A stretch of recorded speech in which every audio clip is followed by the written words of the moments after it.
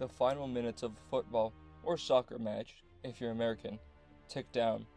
Two flags wave over the stadium, Honduras and El Salvador. The score is deadlocked at 2-2. Suddenly, a Salvadorian player breaks away and scores the winning goal versus the exhausted Hondurans.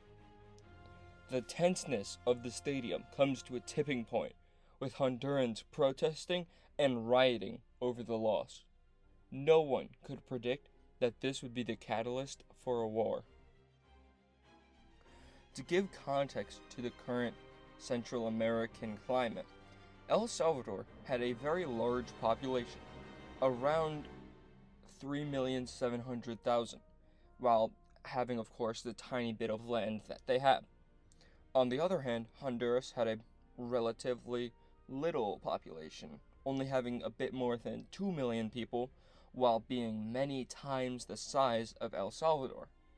Naturally, because of this disparity in populations and land controlled, many Salvadorians began moving out of the crowded country that they were in to Honduras, where there was more land and jobs and just general opportunities to make money. Around this time, the Honduran president had just launched a military coup to try to keep communism out of the nation, as this is all taking place during the Cold War in the late 1960s. The man who launched this coup was named Oswaldo López Arellano.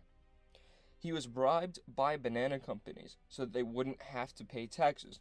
And to get an idea of how banana companies, or just general fruit companies, worked in Central America at this time, they were as strong, if not stronger, than the government.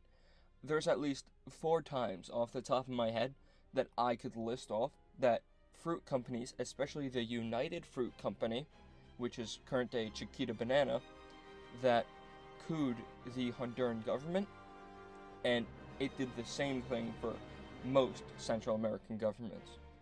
They were extremely influential. They did more on the infrastructure side of society than the actual government did. They built roads, they built cell towers, and any kind of project in that realm was usually done by the banana companies, to a point where there's almost this toxic relationship between the nation and the companies, where on one hand, the companies were taking many fruits tax-free from these nations, which would indefinitely cripple their economy, as that is the only product these nations have to sell. While on the other hand, if the country tried to get rid of the companies, A, it's going to piss off America very much, and the American shareholders in these companies, as most of them were based out of America, as well as taking away all of those different things that the company is giving the country, because the companies have direct stakes in the country's well-being. As if the country's collapsing, then I can't reliably get the fruit out of the country, and would naturally have many issues. And again, at this time, this is where, if you've ever heard the term Banana Republic comes from. It's the idea of a nation having only one single item that they sell, that their entire economy is based on, that if that item was taken out, their country would just collapse. An example of a banana republic would be like Saudi Arabia or Kuwait with oil, that their only export really is oil, and if you removed oil, they would completely collapse. They are called banana republics, coming from Honduras, which was the original banana republic because bananas made up almost 100% of their exports, especially to big nations like America in the West.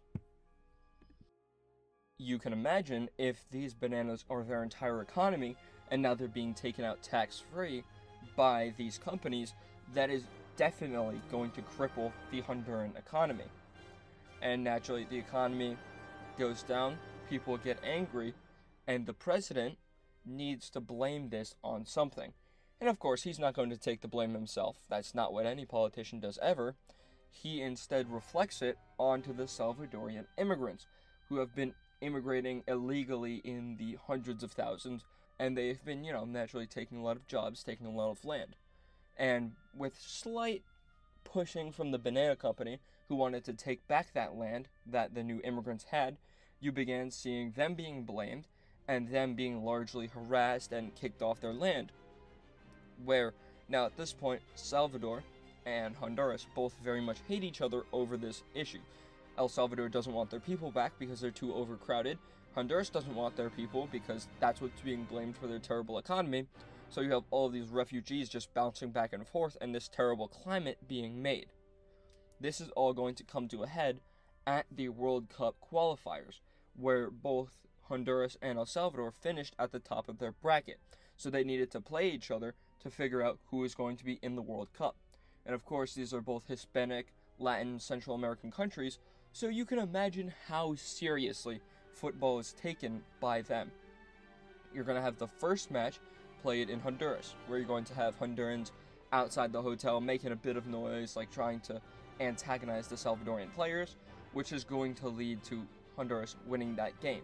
When you go into El Salvador, you're going to see the same thing tenfold, where now the Salvadorians are trying to get even, and they're just outside of the hotel 24/7 before the game, just making as much noise, not letting the Hondurans go to sleep, so they're going to get crushed in that game because they're just completely dead. They have not slept at all, and you can't expect them to play. That is going to have a third neutral game being played in Mexico City, where at the very last minute, El Salvador is going to be able to sneak in a goal, which is going to win. Because of this, Hondurans get angry. Harassment of Salvadorians in Honduras is going to increase. And El Salvador at a certain point says they can't take this anymore, they can't take their people being harassed in Honduras, and they go to war over it.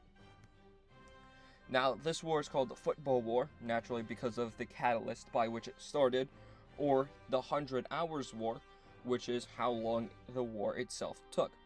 In the end, it ended in a stalemate without any major changes coming out of it. It slightly destabilized the region, but realistically had no major lasting impacts. El Salvador had initially destroyed the Honduran Air Force in a sudden attack as they declared the war. That's going to cripple all of their airports and allow them to make initial progress with their infantry and light tanks.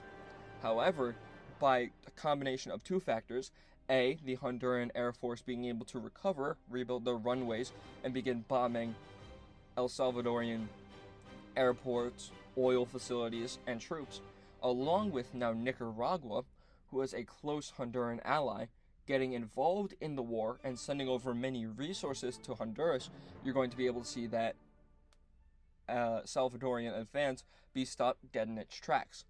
And at this point, the Americas, the overarching organization in the Americas, is going to say, hey, it's probably not a good thing that a bunch of countries are going to war in Central America.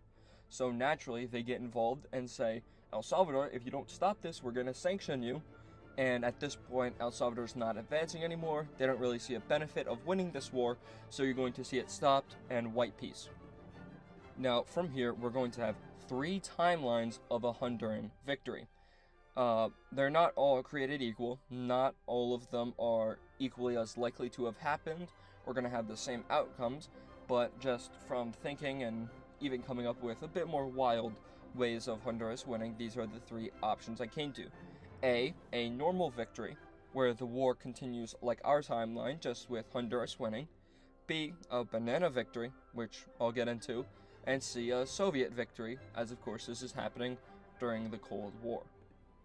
To go through the normal timeline, I'm going to say everything up till the start of the war happens exactly the same, and that more or less the war progresses up until day 4 with very little changes. At this point, we can see neither Honduras nor El Salvador agreeing to the pressures being put on them by the Americas to figure it out diplomatically.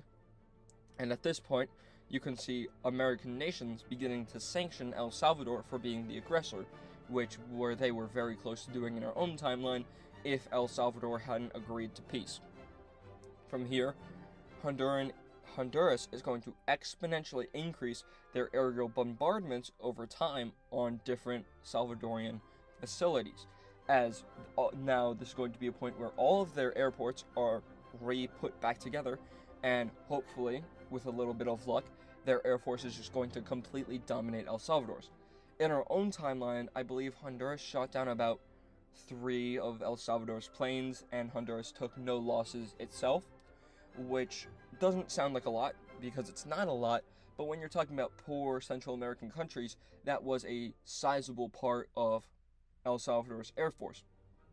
That Honduras had some very good pilots at this time, so would likely be able to completely push them back, and like I said, with a little bit of luck, have complete aerial dominance.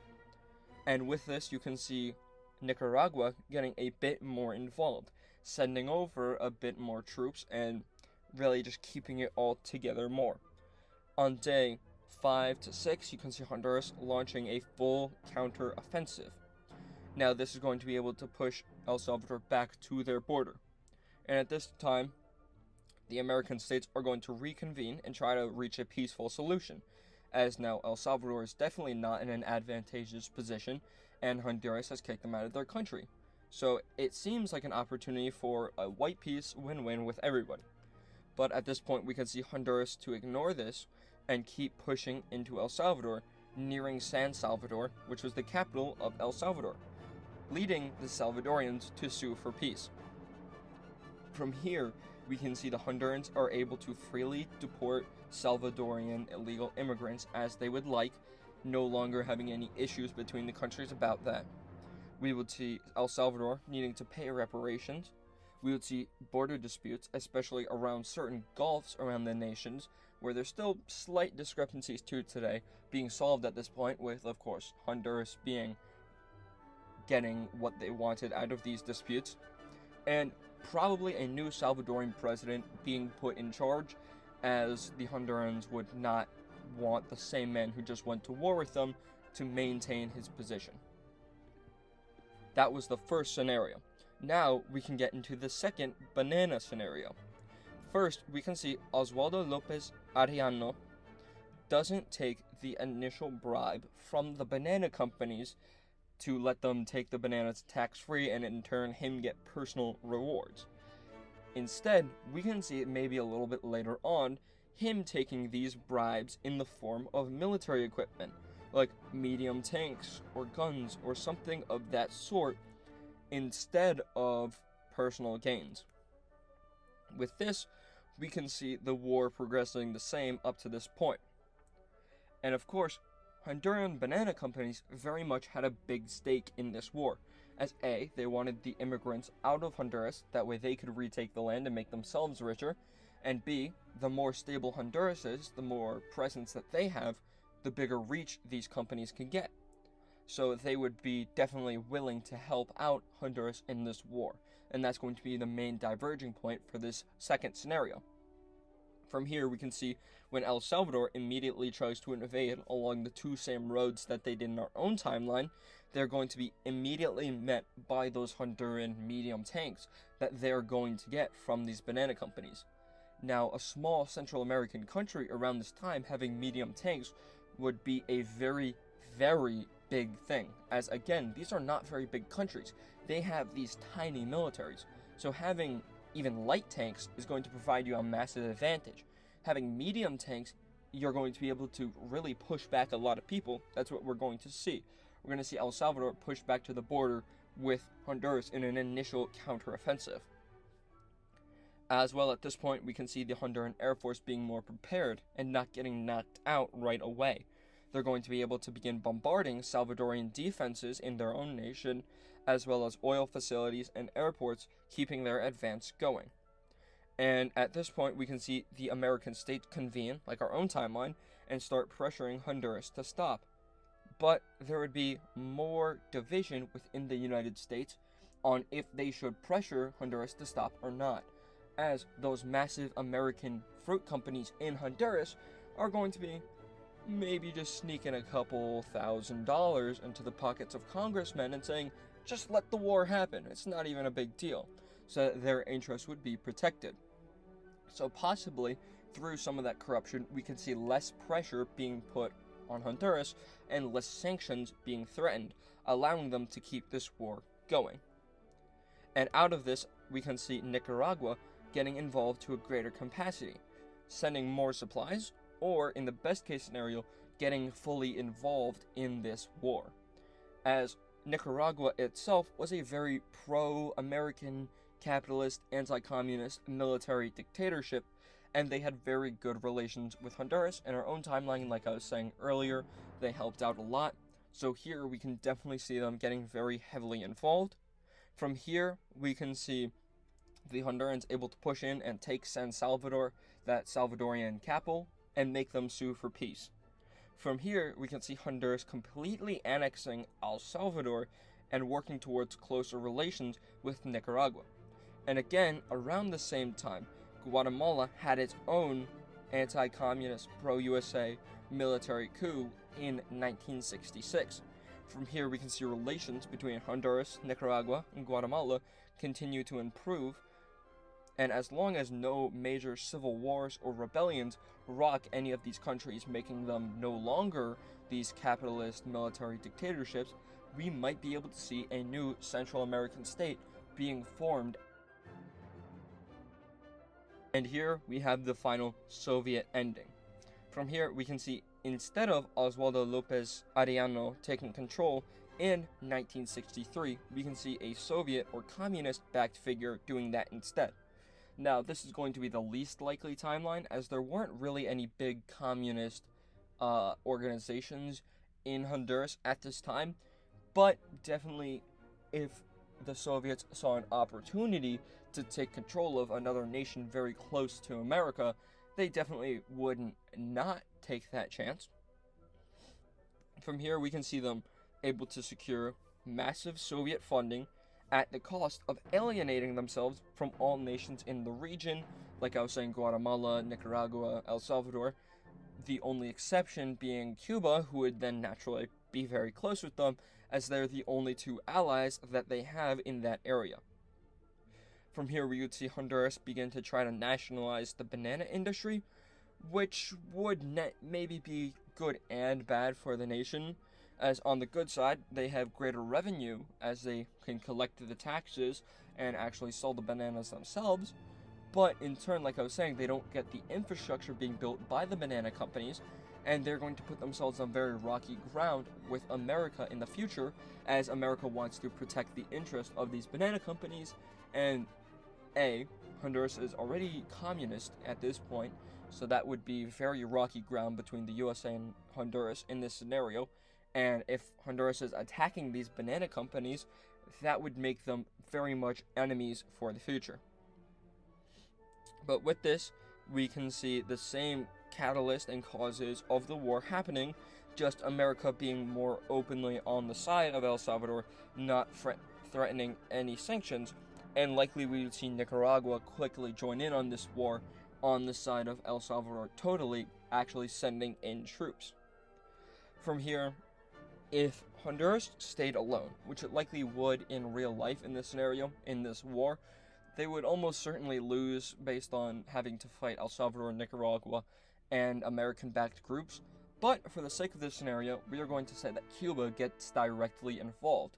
Cuba was no stranger to getting involved in proxy wars in the Cold War. Like, they got directly involved in, I believe, Angola, which is definitely a shock to anyone who learns that. So saying that they got involved in this alternate 100 Hours war is not unbelievable. And we can also see the Soviets beginning to send over many resources to Honduras. We can see that Honduras is able to beat back both nations and annex El Salvador and Nicaragua.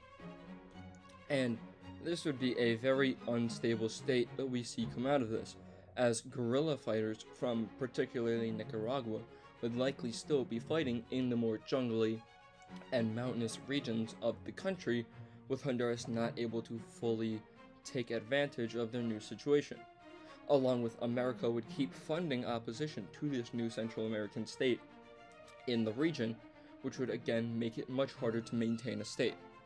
We could say, if this new nation was couped by a capitalist again, making it back on the side of America, maybe we could see it continue to exist much later. But again, with that, we might see these two nations immediately break away from Honduras.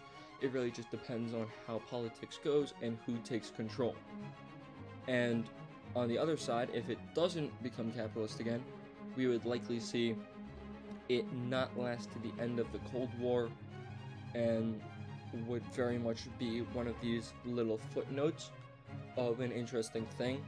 But if it doesn't, possibly we could say that it works as a second Cuba, when there's a second crisis in Central America threatening to nuke the US or take control of other regions, perhaps changing the rest of the Cold War as we know it, taking troops out of Vietnam and other regions around the world that would have fighting in them at this time, to instead go deal with Central America, which could have massive changes that we would never know. And of course, with all three scenarios done, this is the point where I'm going to say, if you haven't already liked and subscribed, please do that now. I am at 26 subscribers as of this recording, which I would just like to greatly thank you of, as by the time I was recording the last video, I was only at 22, and I've already shot up a bunch of subscribers since that time, and I would like to greatly thank you for that.